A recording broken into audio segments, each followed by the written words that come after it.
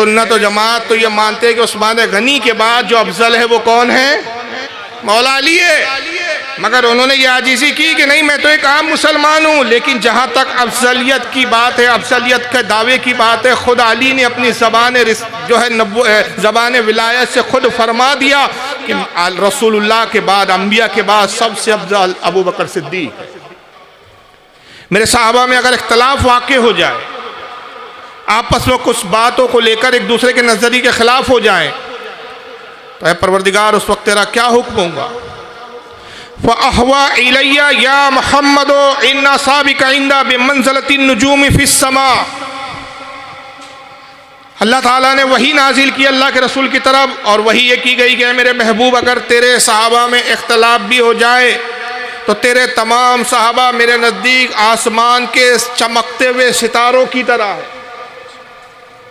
तेरे सहाबा का मकाम मेरे नज़दीक कैसे? जैसे आसमान में रोशन चमकते हुए सितारे। बाद हुआ अक़वा मिन बाद, और इनमें बाज़ से कवी है, फजीलत के एतबार से, अफजलियत के एतबार से बाज़ पर फ़ौक़ियत रखते हैं, दर्जे में बुलंदी रखते हैं। वले कुल्ले नूर, मगर ये सब के सब नूर है, सब के सब नूर हिदायत है, इनसे हिदायत मिलेंगी। फ़मन अख़ज़ा बिश्शैइन मिम्मा हुम अलैहि मिन इख्तिलाफ़िहिम इंदी अला खुदा। और रब ने फरमाया कि अगर इनमें इख्तलाफ भी हो जाए तो मेरे महबूब तू गम ना कर, फिक्र ना कर, तेरा हर सहाबी मेरे नज़दीक हिदायत पर ही होगा।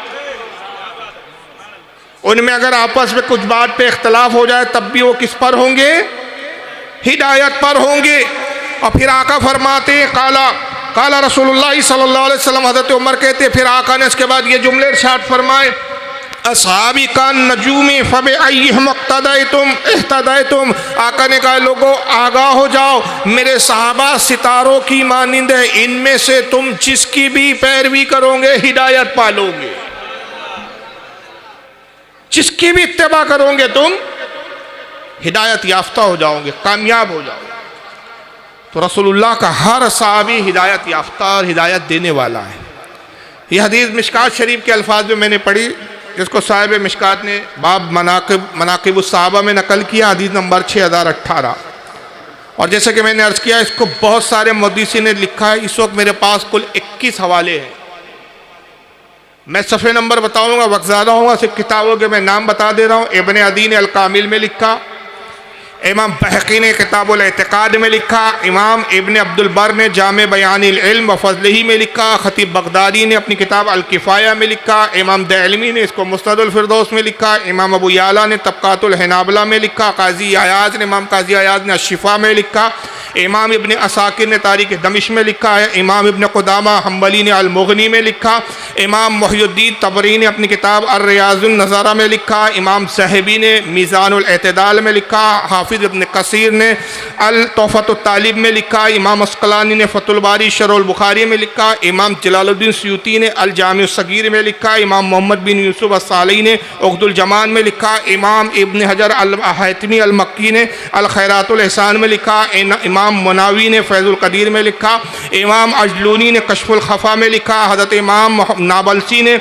हदियतुल नदिया में लिखा, इमाम आलूसी ने तफ़सीरुल मानी में लिखा। मैंने यहाँ भी 21 हवाले दिए, इससे भी ज़्यादा के हवाले कुछ मौजूद है। ये तवातुर के साथ हर दौर में इसको मुहद्दिसीन ने नकल किया, और इस हदीस ने वाज़े कर दिया कि हम जो बाद वाले, हमारी हैसियत ही नहीं है कि हम सहाबा के इख्तिलाफ में दखल अंदाजी करें, उनके बारे में लबकुशाई करें, इसलिए कि रसूलुल्लाह का हर सहाबी नूर हिदायत है। नबी का हर सहाबी अल्लाह के नज़दीक आसमान में रोशन चमकते हुए सितारों की तरह। हर सहाबी वो है जो साहिब हिदायत है, जिसकी भी पैरवी की जाए इंसान हिदायत पा जाए। ये आम सहाबा का मकाम व दर्जा है, ये आम जमियत सहाबा का मकाम है। फिर इन तमाम सहाबा में जो सबसे अफजल जमात है, मकाम व दर्जे में, बुलंदी में, मनाकिब में सबसे ऊपर है, अंबिया के बाद जिनका दर्जा और मकाम है, वो है खुलफाए राशिदीन। खुलफाए राशिदीन यानी वो 4 सहाबा जिनके मजमू को, जिनकी जमियत को खुलफा और राशिदीन यानी हिदायत याफ्ता, हिदायत देने वाले। इसमें पहले खलीफा हम किसको मानते हैं? बोलिए। हज़रत सैयदना अबू बकर सिद्दीक़ रज़ी अल्लाह ताला। दूसरा खलीफा हम मानते हज़रत उमर फ़ारूक रज़ी अल्लाह ताला। तीसरा खलीफा हम मानते हैं हज़रत सैयदना उस्मान गनी रज़ी अल्लाह ताला। चौथे खलीफा है हज़रत सैयदना अबू बकर सिद्दीक़ रज़ी अल्लाह ताला। माफ़ कीजिए, हज़रत मौला अली रज़ी अल्लाह ताला। अब ये चार खुलफा हैं, जिस तरतीब से इनकी खिलाफत है उसी तरतीब से भी इनकी फजीलत है। इमाम तहवी रहमतुल्लाह ताला अलैह अल-अक़ीदतुत तहविया उनकी अक़ायद की किताब है, उसमें बड़ा प्यारा जुमला नकल करते हैं। वो कहते हैं तमाम सहाबा में अबू बकर सिद्दीक़ सबसे अफजल है, इस पर तमाम उम्मत का इजमा है, किसी का इख्तलाफ नहीं। अहले सुन्नत में किसी का इख्तलाफ, पहला फ़िरका जिसने इससे इख्तलाफ किया वो दो फ़िरके थे। पहला फ़िरका था शिया, जिसने इख्तलाफ किया और कहा कि नहीं, अबू बकर पहले नंबर पर नहीं है, सहाबा में हुजूर के असहाब में सबसे पहले नंबर पर मौला अली है। फिर उन्होंने सिर्फ यहाँ तक रुके नहीं, वो इस बात को लेकर कि हज़रत अबू बकर से अफजल वो हज़रत अली को करार दे रहे थे। उन्होंने नऊज़ बिल्लाह हज़रत अबू बकर सिद्दीक़, हज़रत उमर की शान में तौहीनें करना शुरू, गुस्ताखियाँ की, झूठे वाक़यात और झूठे किस्से गढ़े उन लोगों। इन सहाबा की अहमियत को घटाने के लिए, उम्मत में फितना बर्पा करने के लिए ऐसी ऐसी कहानियाँ और ऐसे ऐसे किस्सों पे गढ़ गढ़ के किताबें लिखी गई कि आज एक बड़ा तबका जो अपने आप को शिया कहता है, अब इन कहानियों को हकीकत समझने लगा। यही उनके एतकादात है। अब वहां तक तो ठीक था, वहां तक एक गुंजाइश थी कि भाई ये हज़रत अली को हज़रत अबू बकर से अफजल करार दे रहे थे, उस पर कुफ्र का हुक्म नहीं है। हाँ, हज़रत अबू बकर सिद्दीक़ की अगर सहाबियत का कोई इनकार करे, ये कहे कि हज़रत अबू बकर सिद्दीक़ सहाबी रसूली नहीं, हम उनको सहाबी नहीं मानते, माज़अल्लाह हम उनको काफिर मानते, इस्लाम से खारिज मानते, तो उस शख्स के बारे में अहले सुन्नत का इस बात पर इजमा है कि ऐसा शख्स दायरा इस्लाम से खारिज है, मुसलमान नहीं। लेकिन हज़रत अली को अगर अफजल करार दे अबू बकर सिद्दीक़ पर, तो उस पर हमारे उलमा कहते हैं ऐसा शख्स गुमराह है। लेकिन शियाओं ने सिर्फ इस अकीदे पर इक्तिफा नहीं किया। अगर वो सिर्फ इतना ही अकीदा रखते कि अबू बकर से हम अफजल मानते, हज़रत अली को हज़रत उमर से अफजल मानते, तो उन पर गुमराहियत का हुक्म लगता। मगर उन्होंने नऊज़ बिल्लाह मिन ज़ालिक हज़रत अबू बकर और हज़रत उमर को मुनाफिक तक कहा, इस्लाम से खारिज बताया। उनकी तरफ ऐसे मन घड़त किस्से और वाक़यात गढ़े कि जिसको सुनकर आप हैरान हो जाएंगे कि ये ऐसा होना मुमकिन ही नहीं है। बाशऊर आदमी की अक्ल गवाही देंगी कि ये मुमकिन ही नहीं है, बाईद है कि ऐसा हो, रसूलुल्लाह के सोबत याफ्ता हो, रसूलुल्लाह के रिश्ते में हो, रसूलुल्लाह की क़ुर्बत इख्तियार करने वाले हो, और माज़अल्लाह इस तरह के इनके अफ़ाल और हरकत हो, ऐसा होना मुमकिन नहीं। शियाओं के बाद एक फ़िरका और आया जिसको तफसीली फ़िरका कहा गया। तफसीलियों का अलबत्ता अक़ीदा रहा कि वह हज़रत अली को अबू बकर सिद्दीक़ पर फ़ौक़ियत देते थे, दर्जे में अफजलियत में बुलंद मानते थे, पहले नंबर पर हज़रत अली को रखते थे। बाकी सहाबा की अदब करते थे, हज़रत अबू बकर सिद्दीक़ को सहाबी भी मानते थे, अदब एहतराम भी करते थे। सिर्फ अफजलियत के मामले में हज़रत अली को पहले नंबर पर लाते थे। हमारे उलमा ने तफसीली फ़िरके को गुमराह और बद्दीन करार दिया। आज अलबत्ता अगर आप देखें तो तफसीली फ़िरका वजूद में नहीं है। आला हज़रत फ़ाज़िल बरेलवी फ़तह रज़विया में एक जगह फरमाते हैं कि अगर आज कोई ऐसा शख्स मिले और जो ये कहे कि भाई मैं तो सिर्फ हज़रत अली को अफजल मानता हूँ, लेकिन मैं सहाबा का अदब करता हूँ, हज़रत अबू बकर का भी अदब करता हूँ, हज़रत उमर का भी अदब करता हूँ, यानी अपने आप को तफसीली ज़ाहिर कर, आला हज़रत फरमाते झूठा है, कुरैदो तो राफ़दी शिया निकलेगा। और इस वक्त हमने आजमाया कई ऐसे लोगों को कि गुफ्तगू यहाँ से शुरू करते हैं कि नहीं सिर्फ हम हज़रत अली को अफजल मानते, बाकी तो अबू बकर सिद्दीक़ का एहतराम है, हज़रत उमर का बड़ा एहतराम है हमारे दिल में। लेकिन जब कुरैदो उनको जब गुफ्तगू होती है तो फिर हज़रत अबू बकर की तौहीन भी करते हुए नज़र आते हैं। फिर हज़रत उमर की शान में खिलाफे वाक़े और उनके मकाम व मर्तबे के ख़िलाफ़ बकवासात भी करते हुए नज़र आते हैं। लेकिन आइए हम अहले सुन्नत, बस एक हदीस सुना रहा हूँ, फिर ये जो मैंने दावा किया, ये जो गुफ्तगू की, इसकी सदाकत पर मैं कुछ वीडियोज़ आपके सामने रखूँगा ताकि आप खुद अपनी आंखों से देखें कि ये फ़िरका जिसको आज अपने आप को तब्दीली कहता हो या शिया कहता हो, इनको अगर आप देखें कुरैशी इनके अकायद जानो तो कितने ख़तरनाक और गंदे अक़ीदे हैं इनके। लेकिन आइए हम अहले सुन्नत है, हमारे यहाँ सबसे बुलंदतर किताब जो मानी जाती है हदीस की, जिसको हम कुरान के बाद सबसे बुलंद तरीन किताब हदीस में मानते हैं, वो कौन सी किताब है आप जानते हैं? बोलिए। बुखारी शरीफ। सिर्फ बुखारी में हालांकि हदीस नहीं है, बुखारी के बाद कई किताबों में हदीस है, बुखारी से पहले की भी किताबों में हदीस है, लेकिन जब उम्मत का इस पर इत्तेफाक हो गया कि बुखारी हदीस की सही तरीन किताबों में है, तो जब अपने आप को जो सुन्नी कहता है तो वो बुखारी से बड़ी किताब में इस तरह का जिक्र नहीं मिलता, तो फिर वो किस दावे और किस बुनियाद पर कहता है कि हज़रत अली को हम पहले नंबर पर करार देते हैं, जबकि यहाँ फ़ैसला अपने अक्ल का नहीं किया जाएगा, अपनी सोच का नहीं किया जाएगा, बल्कि आइए मैं वो हदीस पाक आपके सामने पेश कर देता हूँ और आप देखें कि यह हदीस बयान करने वाली ज़ात कौन सी है।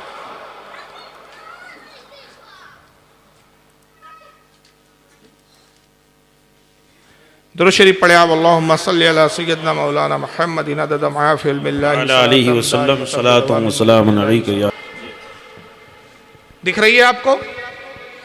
स्क्रीन पे दिख रही है ना? चलिए अच्छी बात है। किताब असहाबुन नबी सल्लल्लाहु अलैहि वसल्लम, ये इस बाब के तहत इमाम बुखारी ने हदीस लाई है। हदीस नंबर इसकी है 3671। अन मोहम्मद इब्न अल हनफिया काल। मोहम्मद इब्न हनफिया कौन है जो इस हदीस को रिवायत कर रहे हैं? जानते हैं आप इस ज़ात और शख्सियत को? मजमे में से कोई ज़रा मबलग इल्म भी तो पता चले कि मजमे में किस तरीके के और किस दर्जे के लोग बैठे। हाँ बताइए। माशाअल्लाह, सलामत रहे। बशऊर मजमा इसका मतलब। मोहम्मद इब्न हनफिया मौला अली के साहबजादे।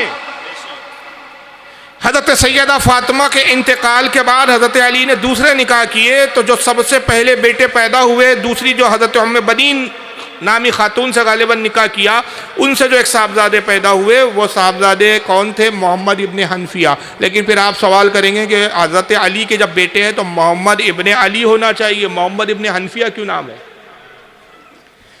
वजह यह है कि यह अली के ही बेटे, अली के ही नुत्फे से पैदा हुए, लेकिन इनके नाना जो थे हज़रत मोहम्मद के, यानी अली के बेटे मोहम्मद के नाना, उनका नाम था हनफिया। वो बड़े मुत्तकी परहेजगार थे और ये भी बड़े परहेजगार थे, तो लोग इनको नाना की तरह मंसूब करते थे कि गोया इनके औसाफ भी इनके नाना की तरह है, तो कहते थे इब्न हनफिया, यानी हनफिया का बेटा, नाना का बेटा।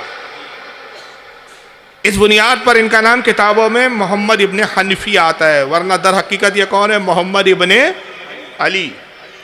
वो रिवायत करते हैं और क्या कहते हैं? कुल तो ले अभी, मैंने अपने वालिद से सवाल किया। किससे सवाल किया? तो वालिद कौन है? हज़रत अली। कहते हैं मैंने मौला अली से सवाल किया, अय्युन्नास खैरुन बादा रसूलिल्लाहि सल्लल्लाहु अलैहि वसल्लम। अय अब्बा जान है, बाबा जान बताइए, रसूलुल्लाह के बाद सबसे अफजल कौन है? उनकी निगाह देख रही थी आने वाले ज़माने में ऐसे लोग आएंगे जो इस अफजलियत का मैटर छेड़ देंगे। तो पेशगी उन्होंने सवाल कर दिया ताकि मैं हुज्जत और दलील अपने वालिद के कौल को ही पेश करके बना कायम कर दूं। कहा है बाबा जान बताइए, लोगों में रसूलुल्लाह के बाद, बादा रसूलुल्लाह सल्लल्लाहु अलैहि वसल्लम, रसूलुल्लाह के बाद तमाम लोगों में सबसे अफजल कौन है? मौला अली ने जवाब में क्या कहा? काला अबू बकरीन। कहा सुनो, वो अबू बकर सिद्दीक। सुभान अल्लाह, सुभान अल्लाह, क्या बात है।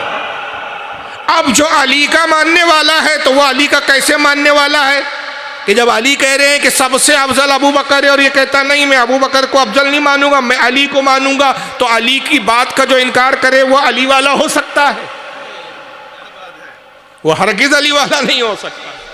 तो दावा करना और है, दावे पे खरा उतरना और है। कुल तो सुम्मा मन। फिर हजरत मोहम्मद इब्न हनफिया कहते हैं मैंने फिर पूछा उनके बाद कौन अफजल है? अबू बकर के बाद कौन अफजल है? काला सुम्मा उमरो। कहा उनके बाद हजरत उमर अफजल है। अब मोहम्मद इब्न हनफिया खुद अपने दिल की हालत बता रहे हैं, आखिर वो भी एक बशर थे, इंसान थे। हर बेटे का दिल चाहता है कि मेरे वालिद का भी मकाम बुलंद हो, बाला हो। उन्होंने देखा कि मैं तो सोच रहा था कि वालिद साहब रसूलुल्लाह के बाद सबसे अफजल तरीन शख्स में अपना नाम लेंगे, मगर अबू बकर का नाम ले लिया। फिर ख्याल किया हो सकता है अबू बकर के बाद अपना नाम लेके मैं अफजल हूँ, मगर अबू बकर के बाद हज़रत उमर का नाम ले लिया।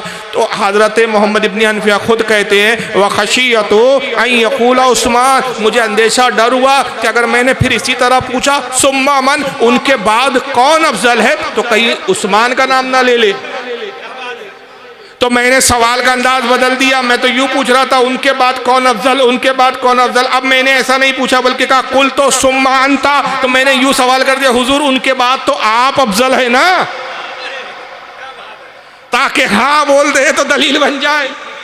मगर मौला अली उनकी इस चालाकी को भी भाप गए, जान गए, और क्या कहा काला माना इल्ला रजुलुन मिनल मुस्लिमीन, कहा नहीं बेटे मैं उमर के बाद अफजल नहीं हूं, बल्कि मैं तो मुसलमानों में से एक आम मुसलमान हूं। ये उनकी आजीज़ी है। अहले सुन्नत और जमात तो ये मानते हैं कि उस्मान गनी के बाद जो अफजल है वो कौन है, मौला अली है। मगर उन्होंने ये आजीज़ी की कि नहीं मैं तो एक आम मुसलमान हूँ। लेकिन जहाँ तक अफजलियत की बात है, अफजलियत के दावे की बात है, खुद अली ने अपनी ज़बान जो है ज़बान विलायत से खुद फरमा दिया कि रसूलुल्लाह के बाद, अम्बिया के बाद सबसे अफजल अबू बकर सिद्दीक है। इसलिए इमाम तहवी क्या कहते हैं, अब आइए उस कौल को समझ लीजिए। इसलिए मैंने पहले हदीस पढ़ी और इसको बहुत सारे उलमा ने लिखा, इमाम बुखारी के अलावा भी, लेकिन बस बुखारी बता दी, इसके बाद हमें किसी और किताब की भी हाजत नहीं है। इमाम तहवी रहमतुल्लाह अलैह फरमाते हैं कि अबू बकर सिद्दीक पहले खलीफा है, इसलिए अफजल नहीं है, इसलिए अफजलियत पे पहले नंबर पर नहीं है कि पहले खलीफा है, बल्कि वो रसूल के बाद सबसे अफजल है, इसीलिए ही पहले खलीफा है। अफजलियत ने उनको खलीफा बनाया, खिलाफत ने उनको अफजलियत नहीं दिलाई। और फिर यही नहीं, उस जमाने में जैसे कि कुछ लोग पैदा हो गए थे जो हजरत अली को अबू बकर और उमर से फौकियत दे रहे थे। और ये जमाना कब का था, जब हजरत अली खलीफा हुए, चौथे खलीफा। राजधानी कूफा बनाया आपने मौला अली, कूफा आ गए मौला अली। तो कूफा में कुछ अली के चाहने वाले थे, उन्होंने कहा भाई अब दौर अली का ही है, अगर हम खुलकर भी कहें कि हजरत अली रदी अल्लाह ताला रसूलुल्लाह के बाद सबसे अफजल है तो कौन पूछने वाला, बल्कि इस पे तो अली खुश हो गए। तो उन्होंने आपस में कहना शुरू कर दिया, चर्चा शुरू कर दी कि भाई रसूल के बाद अगर सबसे अफजल कोई ज़ात है तो वह हजरत अली की है। ये बात हजरत अली के कानों तक पहुंची। अब आइए ये रिवायत सुनिए, इस रिवायत को भी बहुत सारे उलमा ने लिखा है। आपके सामने किताब पेश कर रहा हूँ, किताब का नाम है किताब फ़ज़ाइल सहाबा। किसकी किताब है?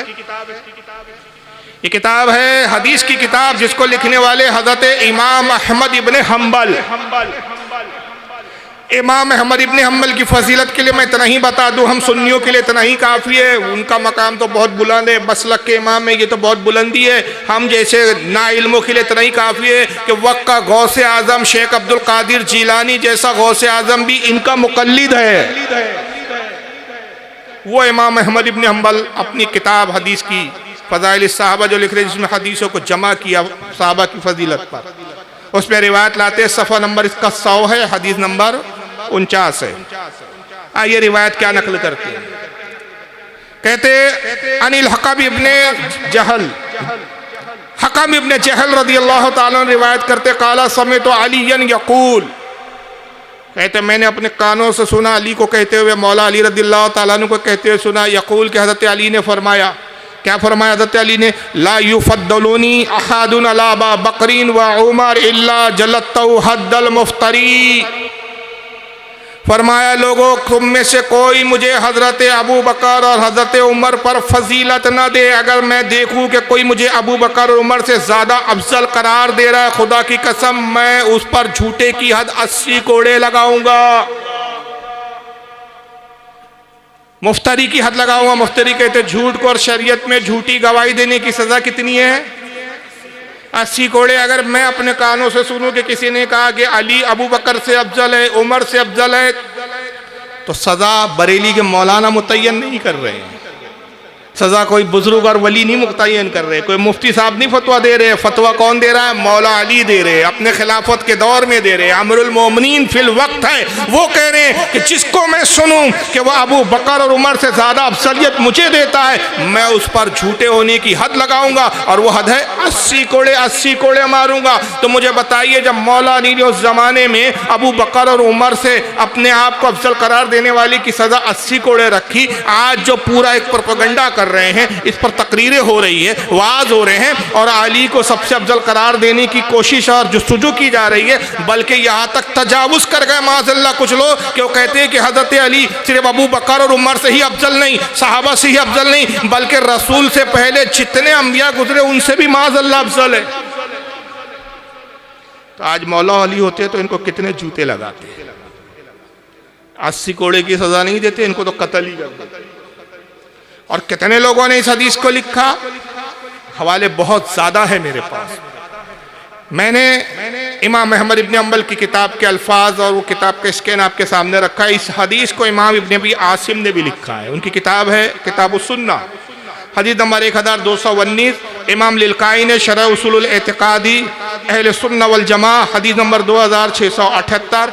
इमाम बहकी ने अल एतिकाद सफ़ा नंबर 504। इमाम इब्न अब्दुल बर ने अल इस्तिआफ़ी मारफ़तिल असहाब सफ़ा नंबर 973। इमाम इब्न असाकी ने तारीख़ दमिश्क जिल्द 30 सफ़ा नंबर 383। इमाम मुहिबुद्दीन तबरी ने अर रियाज़िन नज़रा जिल्द नंबर 1 हदीस नंबर 281।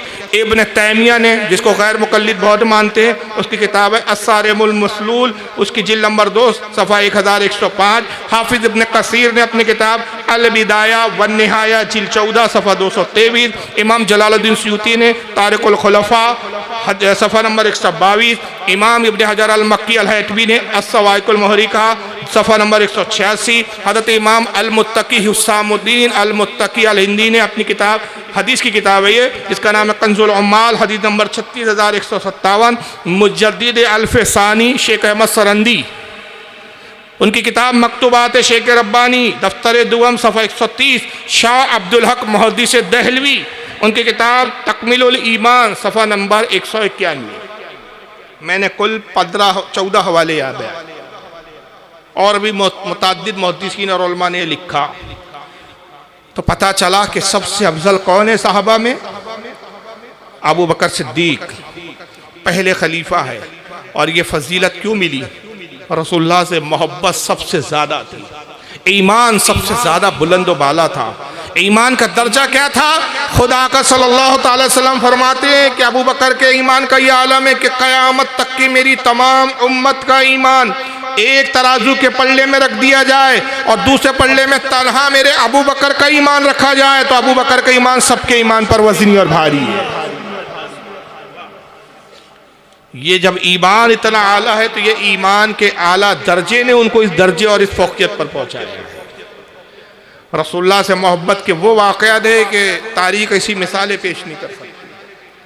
हज़रत उमर के वो वाक़यात है, उनके ईमान का वो दर्जा है कि आका हज़रत उमर के बारे में कहते हैं कि अगर मेरे बाद कोई नबी होता तो वो उमर इब्न ख़त्ताब है। ये दर्जे है, ये मकाम है, ये अफजलियत, ये फजीलत, ये अल्लाह और रसूल की बारगाह से इनको अता हुआ। हज़रत सैयदना अबू बकर सिद्दीक का वो हाल था कि आसमानी किताबों में भी इनका जिक्र था, अंबिया के ज़माने में भी इनके चर्चे हुए। हज़रत इमाम अब्दुर्रहमान अस-सफ़ूरी अश-शाफ़ई रहमतुल्लाह अलैह लिखते हैं कि खुलफ़ाए राशिदीन का वो मकाम था कि अंबिया साबिक़ीन में भी इनका जिक्र और तज़किरा था। हज़रत नूह अलैहिस्सलाम कश्ती बना रहे हैं, 950 साल तबलीग की हज़रत नूह अलैहिस्सलाम ने। 950 साल की तबलीग के बाद सिर्फ 83 लोग ईमान लाए, बाज़ रिवायत के मुताबिक 87 लोग ईमान लाए। 950 साल में सिर्फ 87 लोग ईमान ला रहे। अपनी कौम से मायूस हो गए, बेजार हो गए, उस कौम से, उनकी नाफरमानियों से तंग आ गए। अल्लाह की बारगाह में दुआ की, मौला अज़ाब भेजी इस पर, अब ये कौम हिदायत पाने वाली है।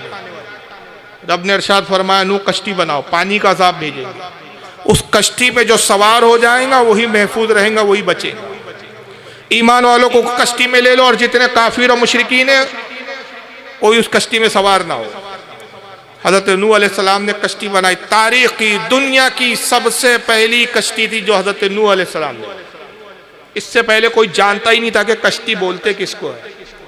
लोगों ने देखा ये लकड़े से एक मकान और एक मकान नुमा बहुत बड़ा घर बना रहे हैं। उन्होंने कहा कि अनु ये घर कैसे बना रहे हो, इसकी शक्ल कैसी है, ना इसकी बुनियादों को तुमने जमीन में रखा है, जमीन के ऊपर ऊपर ही है, इस तरह का एक लकड़े का मकान तामीर कर रहे हो, ये कैसा मकान है। आपने फरमाया ये मकान नहीं है, इसे कश्ती कहते हैं और ये पानी पर चलेंगी।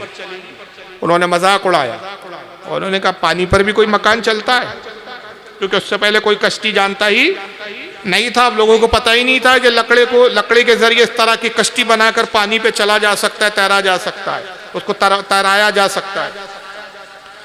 नूह अलैहिस्सलाम और उनके जो ईमान वाले उनके जो साथी थे वो कश्ती बनाने में मशगूल हो गए।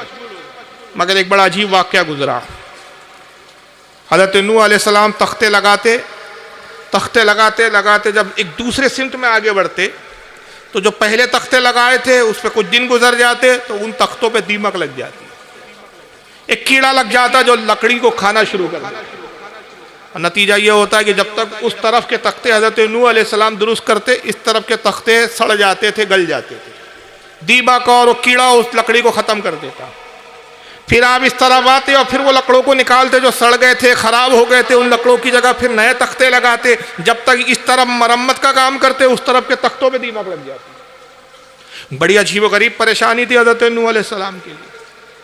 रब की बारगाह में सजदा रेज़ हो गया, मौला ये कैसी मुसीबत है, तेरा हुक्म है कि मैं कश्ती बनाऊँ, तेरे हुक्म की तामील में मैं कश्ती तामीर कर रहा हूँ, लेकिन है खालिक के कायनात एक तरफ लकड़ी की सड़ते हैं, मैं दूसरी तरफ उसको जब निकाल के दुरुस्त करता हूँ तो दूसरी तरफ की लकड़ियाँ सड़ती है, जब उस तरफ की लकड़ियों को दुरुस्त करता हूँ तो इस तरफ की लकड़ी ख़राब होती है। ए रब्बे कदीर ये कैसी मुसीबत है। अल्लाह ताला के हुक्म से जिब्रील अलैहिस्सलाम नाजिल होते हैं, हाजिर होते हैं नूह अलैहिस्सलाम की बारगाह में और कहते हैं कि नूह अल्लाह ने हुक्म फरमाया कि अगर आप चाहते हैं कि कश्ती मुकम्मल रहे, सलामत रहे, अपने पाए तकमील तक पहुँचे, तो आपको चंद नाम बताए जाते। हर लकड़ी के तख्ते पर आप ये 5 नाम लिखो। जब आप ये 5 नाम लिखेंगे अल्लाह ताला इसकी बरकत से उन तख्तों को महफूज रखेगा, उसको दीमक और लकड़ी उसको खाएंगे नहीं, उसको दीमक। आपने कहा जिब्रील वो नाम कौन से? हज़रत जिब्रील ने वो नाम सबसे पहले तहरीर करके दिखाए। पहला नाम था मोहम्मद, दूसरा नाम लिखा अबू बकर, तीसरा नाम लिखा उमर, चौथा नाम लिखा उस्मान, पांचवा नाम लिखा अली। और जब ये 5 नाम लिख दिए, ये पंजतन ये भी हो गए। हम 2 पंजतन वाले हैं, एक सहाबा भी पंजतन है, एक अहले बैत वाले भी पंजतन हैं। हम इनको भी मानते हैं, इनको भी मानते हैं। जब इनका नाम लिखा तो लकड़ियों के तख्तों को दीमक ने नहीं खाया। अर्ज किया है परवरदिगार ये कैसे नाम है कि जिनकी बरकत का आलम यह है कि लकड़े महफूज हो गए। अल्लाह ने फरमाया ये मोहम्मद वो है जो मेरे सबसे अजीज तरीन पैगम्बर है। ऐ नूह अगर इसे पैदा करना मकसूद ना होता मैं कायनात की तख्लीक ही ना करता। और इनके पहले खलीफा अबू बकर होंगे, दूसरे खलीफा उमर होंगे, तीसरे खलीफा उस्मान होंगे, चौथे खलीफा हजरत अली होंगे। अंदाजा लगाइए जिनके नामों की बरकत का यह आलम है कि जिस लकड़े पे लिख दिया जाए वो लकड़े दीमक से और कीड़ों से महफूज हो जाए। अगर वो नाम और उनकी मोहब्बत अपने दिलों पर नक्श कर दी जाए तो इंशाअल्लाह कब्र के कीड़े हमारे जिस्मों को नहीं खाए। और यही वजह है, यहां से एक बात और पता चली दलील। लोग कहते हैं सजरा क्यों रखते हो आप कब्र में? सजरा रखा जाता है ना, आप क्या भी रखते हैं कि नहीं? हर सजरे में इनके नाम आते हैं, सबके सिलसिला है सजरा, सबका सिलसिला है। तरीकत कहाँ जाके मिलता है? मौला अली पर पता चला कि नेकों के नाम अगर साथ में ले जाओ तो उसकी बरकत से जिस्म भी सलामत हो जाते, ईमान भी सलामत हो जाता है। तो ये खुलफा राशिदीन की फजीलत हर ज़माने में अंबिया साबकीन में भी बहुत रही। और रसूल ने तो इनकी इफादियत और इनकी फजीलत के इतने चर्चे किए, इतने मकाम बताए। वाज़े अल्फाज में आपने फरमाया कि अलैकुम बिसुन्नती व सुन्नतिल खुलफाए राशिदीन। फरमाया लोगो तुम पर लाजिम है कि तुम मेरी पैरवी करो, मेरी सुन्नत की इत्तिबा करो और मेरे बाद खुलफाए राशिदीन, इन 4 खुलफा की पैरवी तुम पर लाजिम है। इनकी पैरवी के बगैर तुम्हें भी चारा कार नहीं। और इन सब में हज़रत अबू बकर सिद्दीक़ की फजीलत सबसे बढ़कर बताई। वाज़े तौर पर कई मकाम पे फरमाया कि मेरे बाद पहला खलीफा अबू बकर सिद्दीक़ होंगे। कई ऐसे वाक़यात और कई ऐसी रिवायतें मिलती हैं। तिरमिज़ी शरीफ की हदीस है कि आका सल्लल्लाहु अलैहि वसल्लम तशरीफ़ लाए आखिरी अय्याम है आपके विसाल के करीब का वक्त है। साहबा को मुखातिब किया और इरशाद फरमाया कि लोगों मेरे बाद तुम किसकी पैरवी करोगे, किसकी इत्तिबा करोगे? साहबा ने कहा या रसूलल्लाह आप बेहतर जानते हैं। हदीस के अल्फाज है व इशारा व बकरीन व उमर, आपने अबू बकर और उमर की तरफ इशारा किया और फरमाया मेरे बाद जिसकी पैरवी तुम पर लाजिम है वो अबू बकर और उमर है। गोया ये जुमलों से आपने इशारा करके बता दिया कि मेरे बाद पहले खलीफा कौन होंगे? सैयदना अबू बकर सिद्दीक होंगे, उनके बाद सैयदना हज़रत उमर फारूक होंगे। एक मकाम पे मौला अली खुद हज़रत अल्लाह के नबी सल्लल्लाहु अलैहि वसल्लम खुद इरशाद फरमाते और वो ये इरशाद फरमाते कि मैंने रब से 3 मरतबा दुआ की, ऐ परवरदिगार मेरे बाद पहला खलीफा अली को बना, अल्लाह अली को आगे कर। अल्लाह ने फरमाया हबीब अल्लाह राजी ना होगा उस वक्त तक कि जब तक तेरे बाद पहले खलीफा अबू बकर ना हो।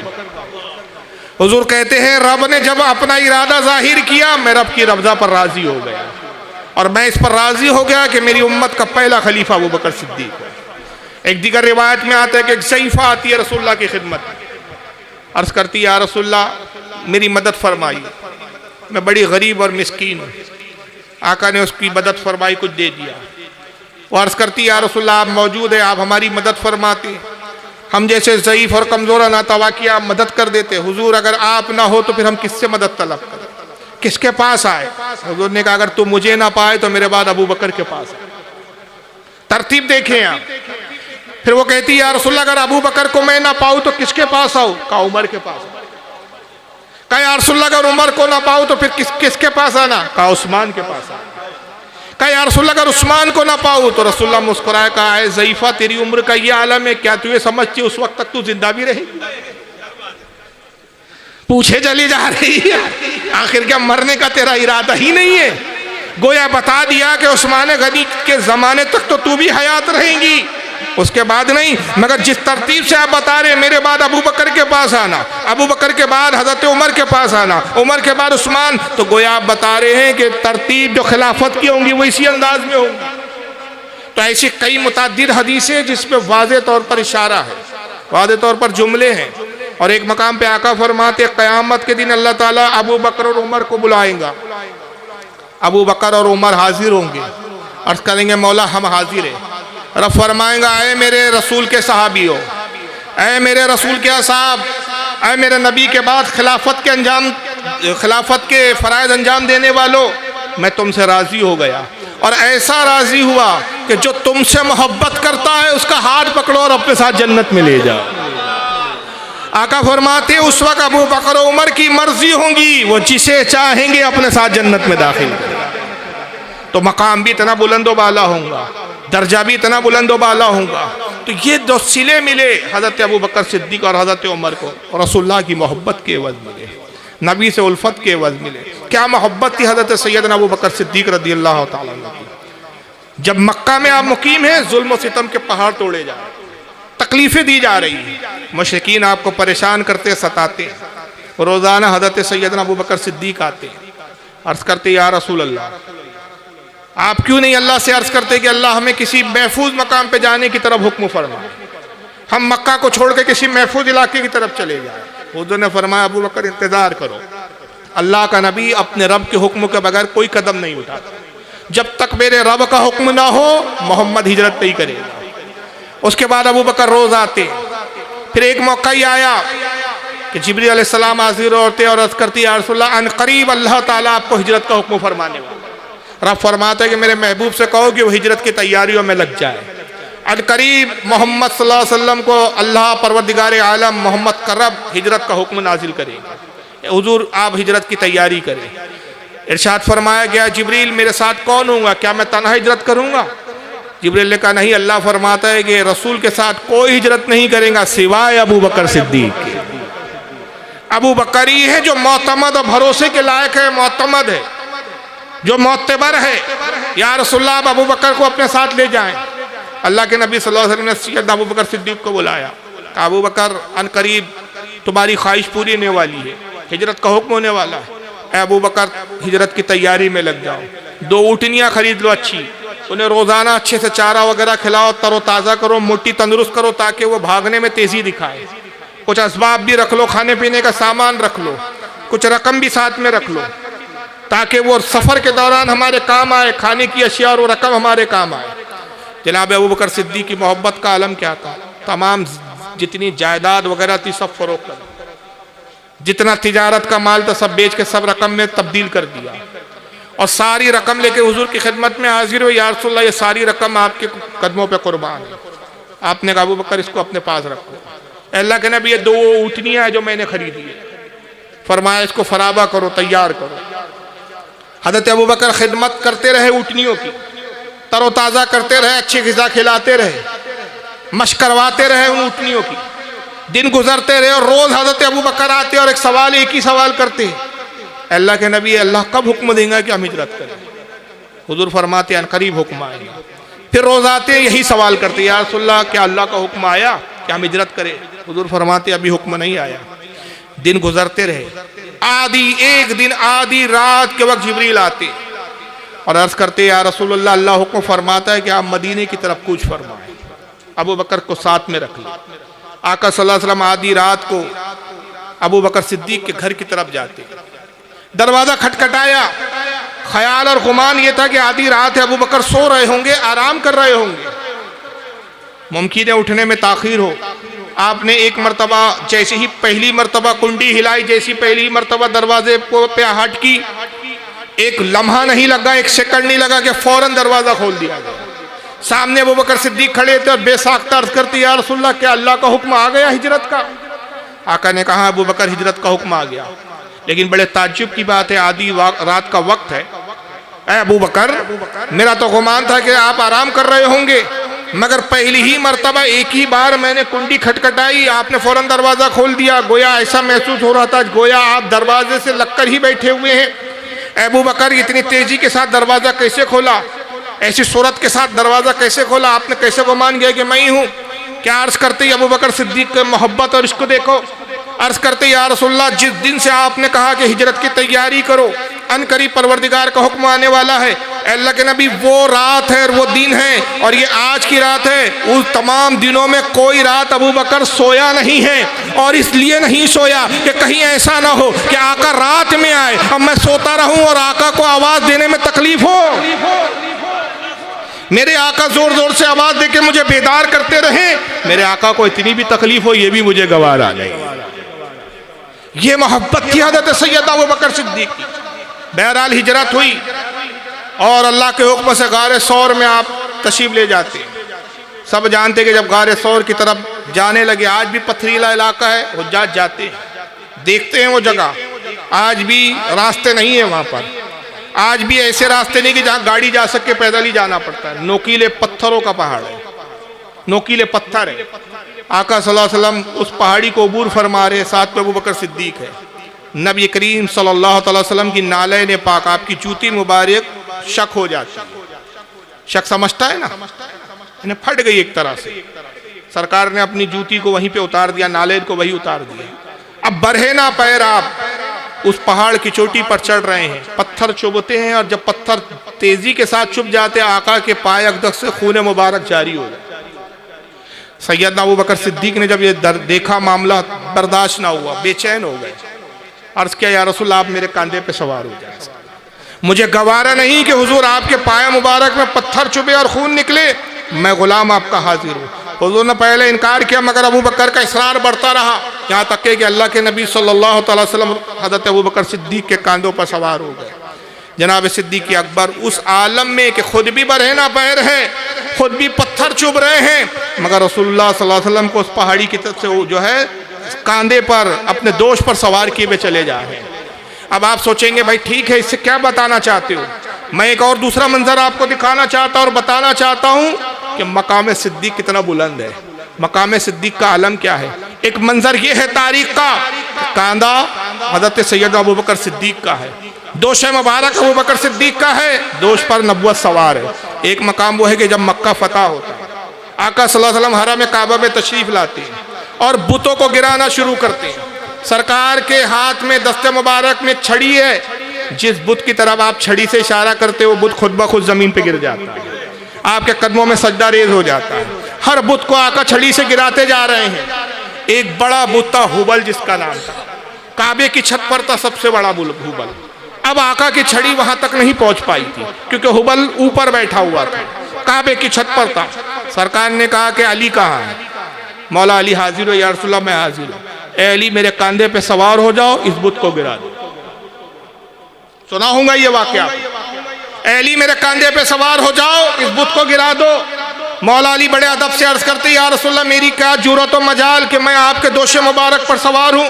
सरकार आप मेरे कंधे पे सवार हो जाइए और अपने दस्ते मुबारक से बुत को गिरा दीजिए, मेरा कांधा हाजिर है। मगर रसूलुल्लाह के अल्फाज क्या है? मकाम सिद्दीकियत बता दिया आका ने फतह मक्का के वक्त। क्या इरशाद फरमाया? अली तुम मेरे कांधे पर हो जाओगे, मेरा हुक्म है, और मैं तुम्हारे कांधे पे सवार इसलिए नहीं हो सकता कि मैं विलायत का बोझ उठा सकता हूं, तुम नबूवत का बोझ नहीं उठा सकते।